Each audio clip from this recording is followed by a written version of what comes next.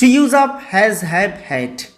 आज हम has have had का प्रयोग करेंगे निम्नलिखित नियमों के अनुसार। Rule number first, subject plus has have had plus noun.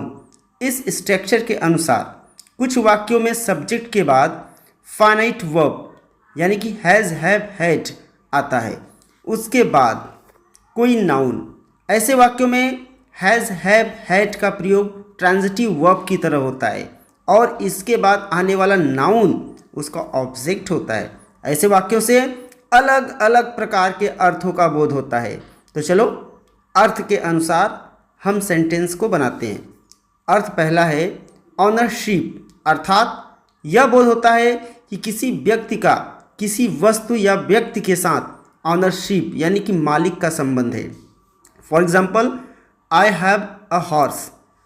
इसका हिंदी देखते हैं। मेरे पास एक घोड़ा है। यहाँ देखिए, मेरे पास एक घोड़ा यानी कि ऑनरशिप ही तो है। इसी तरह से कई एग्जाम्पल और भी हैं।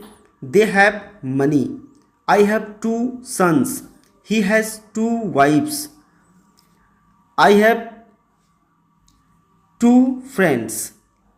इसी तरह से और भी एग्जाम्पल सेंटेंस आप बना सकते हैं। दूसरे अर्थ की तरफ चलते हैं, रिलेशनशिप यानी कि संबंध के अर्थ में। For example, man has 2 eyes। यहाँ 2 आँखों का संबंध एक आदमी से यानी कि एक इंसान की 2 आँखें होती हैं, यहाँ रिलेशनशिप ही तो है। A cow has 2 horns। गाय की 2 सींगें होती हैं, ठीक है, ये भी तो रिलेशनशिप ही है। A horse has a tail, a table has 4 legs। इसी तरह से और भी आप एग्जाम्पल सेंटेंस आप बना सकते हैं। चलो दूसरे स्ट्रक्चर की तरफ चलते हैं। Subject plus has have had plus noun. कभी कभी हैज़ हैव हैड से टेक, गिव, इंजॉय, एक्सपीरियंस आदि का बोध होता है। For example, I have my breakfast at 7 AM। दूसरा sentence, I have my bath in the morning. तीसरा, I had several letters from my son. और भी एग्जाम्पल सेंटेंस आप बना सकते हैं। तो पहला सेंटेंस हम देखते हैं, जो आई have my breakfast at 7 AM। इसके हिंदी अर्थ की तरफ चलते हैं। मैंने अपना नाश्ता सुबह 7 बजे कर लिया। यहाँ देखिए, हैव से खाना नाश्ता करने का बोध हो रहा है, breakfast.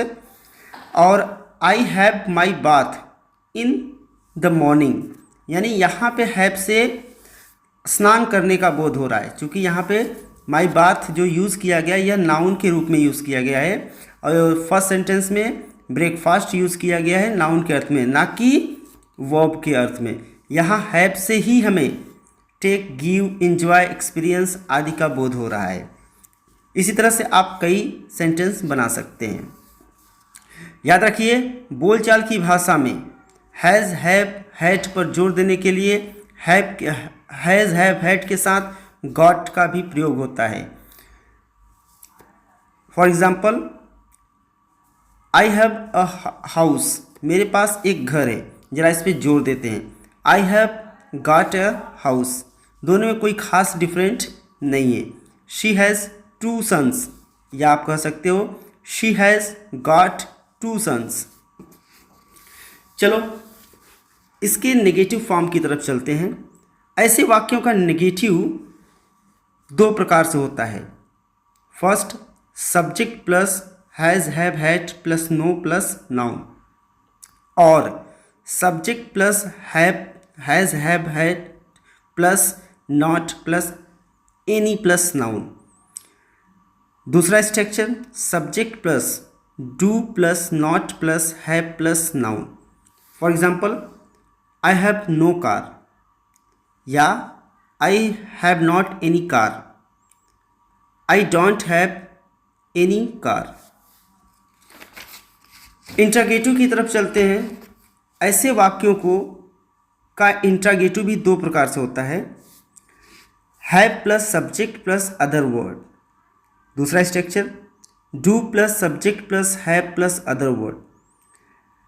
For example have you a car, इसी तरह से और भी आप एग्जाम्पल कर सकते हैं, सेंटेंस को बना सकते हैं। Do you have a car, same चीज़ है, सेम सवाल है, बट दो स्ट्रक्चर से सेम मीनिंग्स आप फाइंड आउट कर सकते हैं।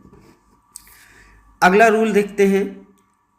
जब हैव से लेना देना करना, गिव टेक आदि का बोध होता है, तब हैव का हैविंग यानी कि कंटिन्यूअस टेंस हो जाता है। For example they are having a birthday party, they are having a birthday party, इसके अर्थ की तरफ चलते हैं। वे सब बर्थडे पार्टी मना रहे हैं। यहाँ हैविंग से जो मीनिंग्स फाइंड आउट हो रही है, मनाना, ही इज़ हैविंग इंजॉय, वह खुशियाँ मना रहा है।